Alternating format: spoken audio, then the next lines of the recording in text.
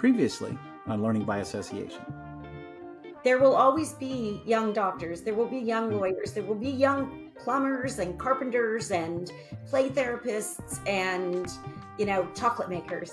So we, they want to belong. They want to be connected. They want to have a relationship. And I think that's our focus. I think once they're exposed to an association, I think it's both refreshing and comforting to them to know that, wow, these folks are going through the same things I am, and you can't find that anywhere else. Welcome to Learning by Association, a podcast brought to you by D2L, where we delve into the ever-evolving world of associations and the challenges they face in navigating the currents of change. I'm Bill Sheehan, and I'm thrilled to be your host. Join me and our guests as we explore the role learning plays in driving associations forward and how it can impact every part of your organization, from recruiting to engagement and renewals to staff development, business strategy, and more. So let's dive in. We're excited again to be joined by Tracy Hanson, CEO of CSAE. Well, Tracy, we talked a lot about where associations have come from and how the technology and even how COVID affected how associations change and provide the benefits to members. And we spoke too about the benchmark report, which again I found fascinating, really good information. But I think associations are struggling with, or even finding the time and the words to say, this is what we do, this is why we do it, and this is how it can benefit you. And you think, well, boy, that should be fairly easy. Well, it's really not, because associations do so many things.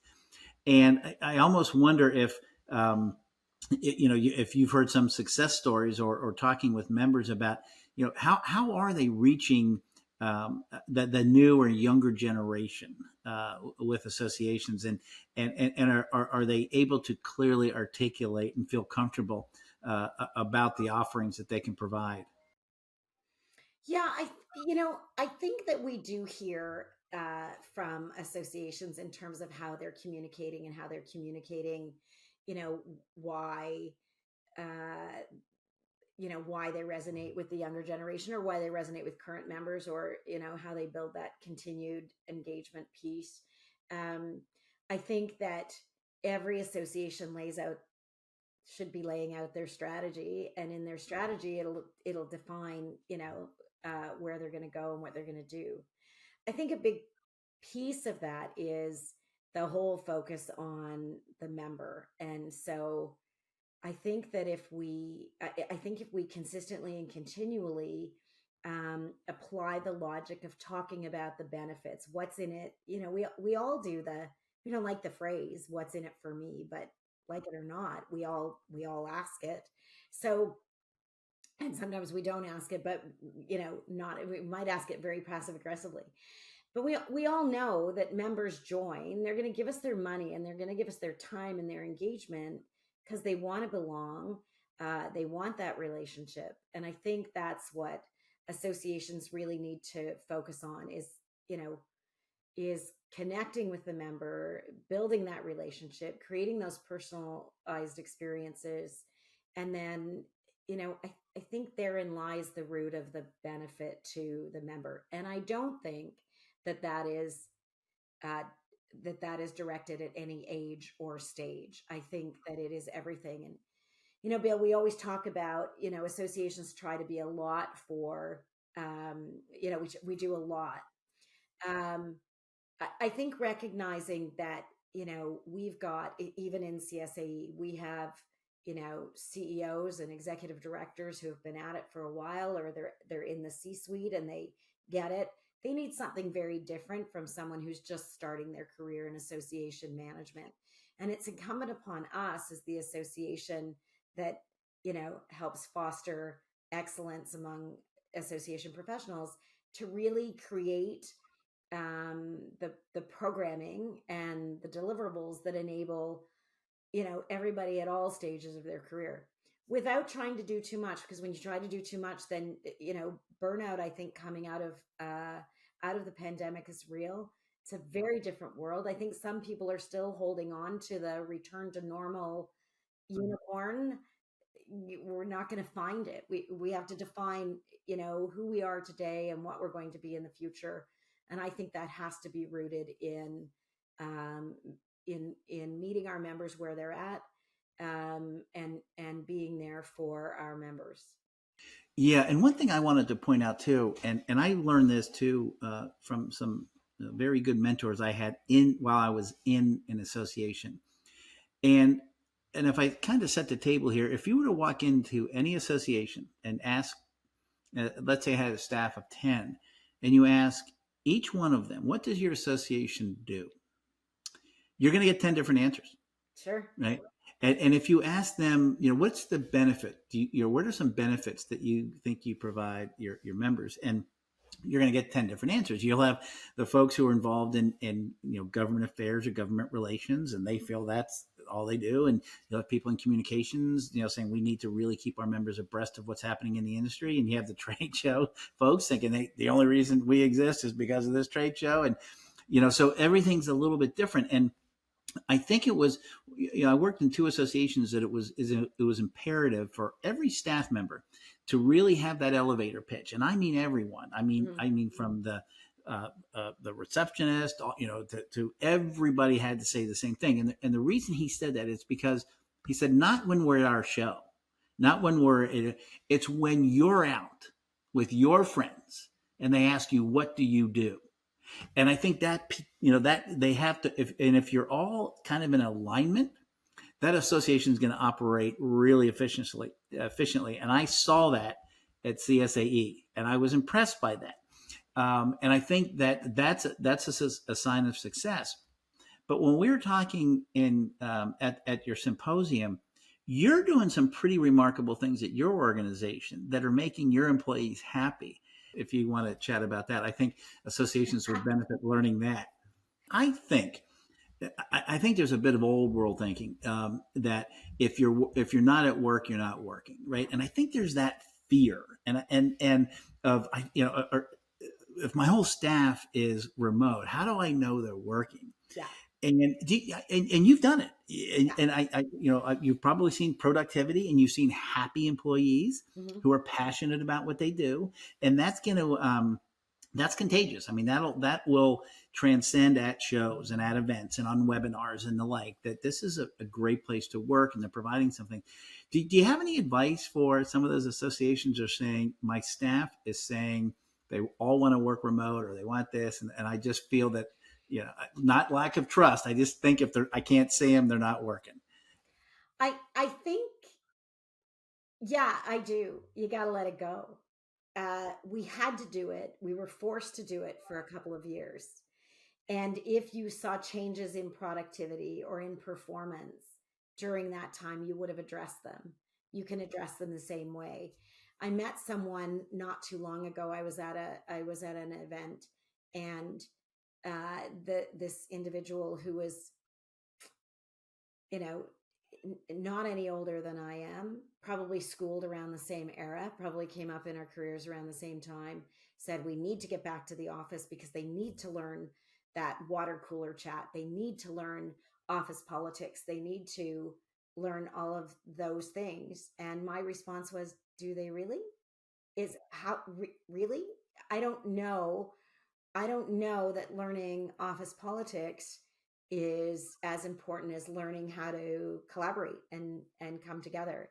And you can do that virtually, you can do it in person.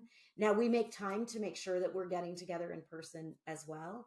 We also make time to have the conversation with the whole team, to talk about, a few times a year we'll check in with the whole group to say, is this still working? Is this not working? What are some other things that we can do? The latest was, can we not book any meetings on Monday? Can we just work in the cafe in the morning? And then can we have Monday as a no or low meeting Monday? Because Mondays just seem to be that day where if you have that protected time in your calendar, you can get so much done and then breeze through the rest of the week with all of the meetings and conversations that you have. So I don't think, I just I intuitively trust people. listen, you know if someone's not doing their job, you know if someone needs support. And if you build a team, I think that is open enough, and if you set a culture that is open enough that people feel that they can share their concerns, or you create a space where they can share their concerns, you create a space or a culture of curiosity, and you create space for people to explore and learn and grow.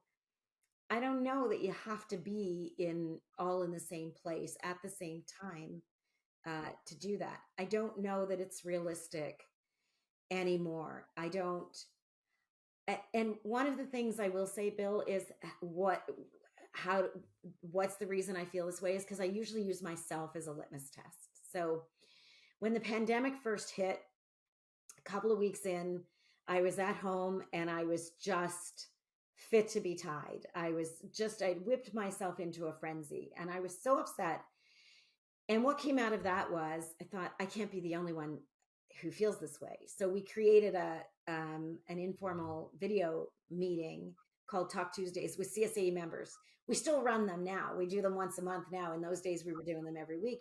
But it was a place that people could come to support each other. So, and that really stemmed from I knew how I was feeling. So it's the same thing with working virtually, or, how do we, listening to our team because they have some great ideas. I every once in a while have a good idea. My ideas get so much better when people add to them. And I think that's the approach that I always take is, how do I feel about this? I don't necessarily want to spend 3 days commuting to the office again when I can be much more productive working remotely. And I'll flip it over and say, like, we talk about capacity with the team. How much capacity do we have? I think as leaders, we have to not be afraid to say, what do we need to stop? What do we need to continue? And what, if anything, do we want to start? Because it's about capacity for what you can deliver as an association. But the flip side as well, which flips us back into the conversation around being member centric, is our members don't have the capacity either to do all of the things. So what is it that they're telling us that they need? And how do we lean into that and build that? And you need to be able to build it with a team that you trust and that can do the work and can be really, really productive in order to do it. And they get to drive that. Culture isn't driven. I mean, it's certainly supported by, and the tone is set by the leadership, but it's embraced, and then it really belongs to the people. Exactly. I was just going to say that I think that those days are gone too. I want to make as much money as I can, and I'm going to find that place. And then you find out you're really unhappy because one, you start a job, you don't know what your role is. You saw the job description, but there's no onboarding. You sit in the HR department for a few days filling out forms. And then if you're in the day, you'll walk by offices, and I've seen this where people are paying their bills, and they're going out to lunch, and all this. So they're doing that anyway. So why not allow them to be happy and where they are and be productive and efficient and getting things done, because they don't want to lose that. In other words, I don't want to make Tracy mad because she wanted this report by the end of the week and I don't have it. And if I'm not going to have this job, I may have to go back to get another job that I have to go into an office. So right. I think that the fact that if you're making them happy and they're productive, they're going to stay happy and productive. Now, obviously, they're always going to have some opportunities that you're experiencing that they get an offer you just can't refuse. But I think that associations now it's kind of have to take a step back and say, wait a minute, why am I forcing them to be in the office? If they don't need, because there's other expenses that come along with that, right? They're spending more on gas, but there's also the mental expense that they're like, this is not what I want to be. I'm going to start looking for a job. Yeah. And when they start that, that's going to tail off. But one of the things I wanted to kind of circle back on something that we spoke about earlier, and that is kind of what I think that associations, in other words, how do you make your association stand out? How can you really separate, rise above the clutter right now in the marketplace and say, we would like you to join our organization and help advance your career. And one of the things I think that has been missing with associations, and we're all guilty of this, is sometimes we're almost too busy to promote ourselves and what we do is and why we're so important. We're not going away, but it was education, and there's been reports, research projects here, both in and I think in North America in general with associations, is that the top three revenue producing items within an association are typically dues, right? They get the dues. It's your trade show or events. And then right behind that was education. And that was both for trade associations and professional societies. And I think the one thing, a lot of associations spend a lot of time, promoting the trade shows and the events and the ways to get together.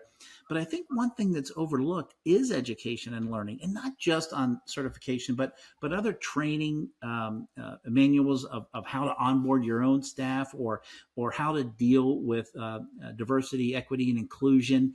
And I think those are so important. And sometimes associations just forget that individuals want to learn to increase their worth within either their existing company or Right. within the marketplace itself.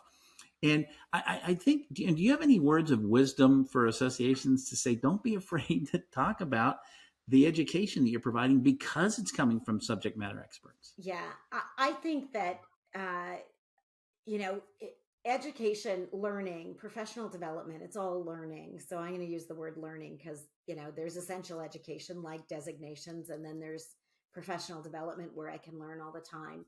Um, I think as human beings, there often we want to learn more, or we want to know more. So there's opportunities, creating those opportunities for knowledge exchange or information share, or, straight up, uh, here's an on-demand learning module to teach you how to write an advocacy plan, advocacy 101. Um, those are the things I think that they are true. I think that they are true features that then lead to association professionals, and our members, growing in their professional lives, and certainly, any kind of learning adds to your personal life. So I think dialing into that, but again, always looking at it from the frame of the member, like what is the benefit to the member. We just finished our fiscal is May 1 to April 30th. So we just earlier this month presented our annual plan um, to the to the board. And when we talked about it, the direction that we set for this year's plan was everything had to be rooted in member value. There had to be, that was the filter, right? That the it, our members had to see value in every offering that we put together, meaning it has to come directly from the data and the lessons that our members give us, and the feedback and the insight that they share with us. Second piece was we all had to look at it through a capacity lens, right? An energy versus impact perspective, if you will, on the team side, but also the capacity of where are our members at. Our members are saying, I'm not coming to a lunch and learn anymore because I can grab a coffee and dial up a course, or dial up a webinar, or you offer webinars. I can join you on this, Indigenous Works webinar that you've partnered with Indigenous Works on to learn about why we do land acknowledgements. I can do that from the comfort of my own office. So I'm going to do that.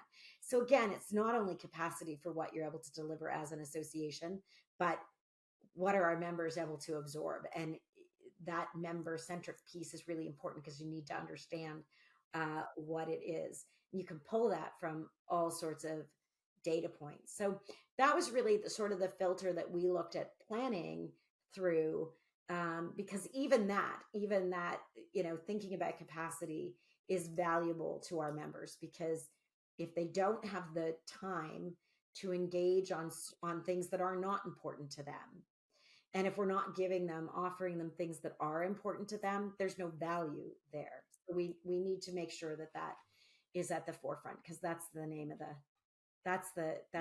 the game that we're in. It's about building those relationships, making sure the value is there, because the value for in my case, the value for association professionals is so that they can run their association and impact and influence the world in all the ways that they do through all of the industries that they do it. Yeah, that's well put, and that's very well put. And I think now too the associations are kind of experiencing this, I guess fear that we might become non-relevant. We're not relevant anymore within our industry, or we're not perceived as being, a great value. And I think what associations sometimes forget, and again, I worked with 4 different associations, is sometimes we forget that. The association itself, what it was formed for, and who actually is brought in, that umbrella, are really are going to be your mentors. They're the subject matter experts. These are the ones who are giving of their time so that the industry itself can become better, and advance Right. in such a way that it's really hard, I think, for associations to articulate that in today's environment, because there's so much other information just bombarding, for their attention. And I've often thought that where associations might want to begin spending some of their dollars and time are really reaching out to some of the universities, and the departments that are the nursing departments, or the engineering departments, or the food service departments, depending on where your association is, and spending time there saying, hey, you're going to enter a workforce and everything's going to be brand new to you. But there's this organization, or there's several organizations within this, that we highly recommend you get involved in. And it's going to be worth your every penny, because it's going to immediately make you smarter within your industry. Have you, are you seeing any, with some of the members, or some of your association members, are they reaching out to that level, the university level or the trade school level, depending on that, Yeah. that Ab- to kind of Yeah, that? absolutely. And I think an abundance of associations have student memberships or student affiliate offerings, right? So for students, for people that are still in school, people who are still who haven't graduated, who are not working in the industry. I know a lot of associations offer up a student, student access to the association, so that they can get in and they can start to feel like they're part of the association. I know in our case, in CSAE's case, we have a student affiliate option for we have a student affiliate option, and they have the benefit of participating in our online communities, and participating, like, access to things that members have. The only thing that they do not have is a vote, Yeah, because they're yeah, not paying members of the sure. association. They pay a Yeah, nominal fee, but yeah. yep. Yeah, and I think that's great too. And what I've seen too sometimes, that uh, particularly in the engineering vertical for associations, where if you're an engineering school, you had a free membership in a respective engineering association or society, at no cost. And so you'd get information, you get a magazine, you get this, you get that. But as soon as you left school, then they all of a sudden they had to pay for that, and they're like, I'm not going to pay. I was like, I didn't see the value. And so, where I think what's happening is, I think getting the students educated on the associations. I often, and this is just, I'm going to get on a soapbox here. I think part of the enrollment fee should go to those particular associations for their membership, right? Because you're going to teach them, but we're going to make them smarter throughout their career Right. on that. But I think it's imperative that associations understand that they do and will always play a critical role in their respective industries. And here's something that I learned when I was in the association space. So remember, you'd have your board meeting, and then they would go into executive session. And when you're in executive session, the staff has to leave because they just wanted to have conversations. And so they would go over the course of the meeting minutes, and they were saying, should we continue on with this association, or should we shut it down? Because it served its purpose. Sure. And the answer always came back that if we were to shut down this association, we would create another one. We'd have to create this association again because it's serving our purpose. And I think that associations have to remember that they're not I think some associations get caught up in the fact that we have a pretty good renewal rate, of 80%, and we can live off of that. Right.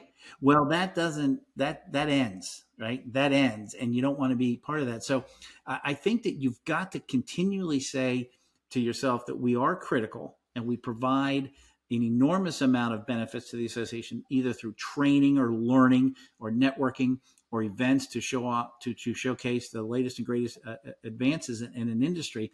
But I think because associations right now are so busy, they have to really take a step back objectively and say, what is it we do, and are we truly articulating that Yeah. to our industry? Yeah. And I don't know if you have any words of wisdom, because you have done a very good job at doing that. But if there's some words of wisdom that you might say to associations, is that don't forget who you are and why you were formed, and um, uh, Sure. you're still going to always be relevant in this industry. Yeah, I think that comes down to value proposition and making sure people that understand what that is, and that you can. It goes back to the elevator pitch, right? Which are 30 seconds. This is who you are, and it's not the 30 seconds when you're standing at the booth when people are coming by. It's your 30 seconds when you're at your barbecue on Saturday, and your friends say, "What is it that you do?" I was in communications. I spent the first part of my career in communications. I've talked about that. I talk about it often because there's great learnings from there that catapult me into where I am now. But I started out in public relations, and my mother, for the longest time, thought that all I did was drink wine and eat shrimp, because that's what I always, that's what I was always doing. We have to communicate, and it's not a capital C communication, it's a small c. We have to know what our value is for our members. We have to know what it is, why they want to belong to the association, and we have to remind them of that, and then we have to tell the world that that's why we exist. It all comes down to purpose and making sure people know what our purpose is. That is a wonderful statement, and you've been very generous with your time. And what I'd like to do is, I'm gonna. You're never supposed to bring up something at the end of a conversation that could, start a whole nother conversation. But we talked a little bit about AI. Yeah. And I think there's a lot of concern over AI. That Sure. Could it replace me as a communications person? Could it replace me as a marketing person, or accounting, or HR? Or could it replace the association in general, because I can ask things? And I heard somebody say this. I was giving a presentation about the future of associations, and how AI is going to play in that role. And somebody set up and said, the one thing about AI is artificial intelligence is not a subject matter expert. Right. The human is. Right. And that is what I think associations are made up of, right? As those subject matter experts. And we're teaching one another organically, and we're mentoring, and we're sharing some of the same experiences that not even your family members experience, that your association members do as well.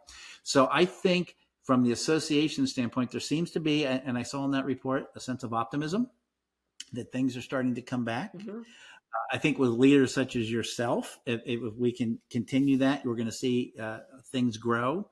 So I think, all told, with the ability to protect and advance and promote an industry, I think with leaders such as yourself at the helm, I think the association community, both in Canada and here in the United States, is in good hands. And I think very, very good things are going to happen. And I think you're setting an excellent role, serving as a role model too, for how an association itself can function properly, remotely, and effectively. So, well, thank you very much, Bill. I'm always happy to talk about associations and the association sector and where it's going.